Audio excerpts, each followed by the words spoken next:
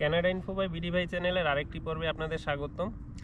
আজকে আসলে সচরাচর আমি যেরকম ভিডিও করি তার থেকে একটু অন্যরকম ভিডিও হয়তো হবে। আসলে কিছুদিন আগে আমি এক ভাইয়ের একটা মেইল পেয়েছিলাম।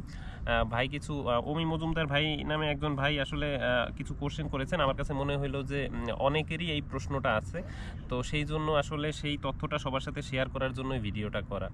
তো উনি আসলে জানতে চেয়েছেন যে ডুওলিঙ্গো টেস্ট দিয়ে উনি আসলে ভিসা অ্যাপ্লিকেশন করতে পারবেন কিনা। ডুওলিঙ্গো টেস্ট একটা ইংরেজি প্রফিসিয়েন্সি প্রমাণের ওয়ে, কিন্তু কানাডাতে ভিসা অ্যাপ্লিকেশনের ক্ষেত্রে অনেক ইউনিভার্সিটি আসলে ডুওলিঙ্গো অ্যাকসেপ্ট করে, কিন্তু সব ইউনিভার্সিটি ডুওলিঙ্গো অ্যাকসেপ্ট করে না। তো সবচেয়ে বেটার অপশন হচ্ছে আপনি যদি আইএলটিএসে যান আর কি। আইএলটিএস যদি আপনি দেন তাহলে ওভারঅল কানাডার যে কোনো ইউনিভার্সিটিতে আপনি চোখ বন্ধ করে অ্যাপ্লাই করতে পারবেন। সব জায়গায় আইএলটিএসটা অ্যাপ্লাই মানে গ্রহণযোগ্য। আরেকটা কনফিউশনের জায়গা হচ্ছে, ধরেন ডুওলিঙ্গো পরীক্ষা আপনি দিলেন, একটা ভালো স্কোরও করলেন ডুওলিঙ্গোতে, এরপরে আপনাকে ভিসা অ্যাপ্লিকেশনে যাইতে হবে।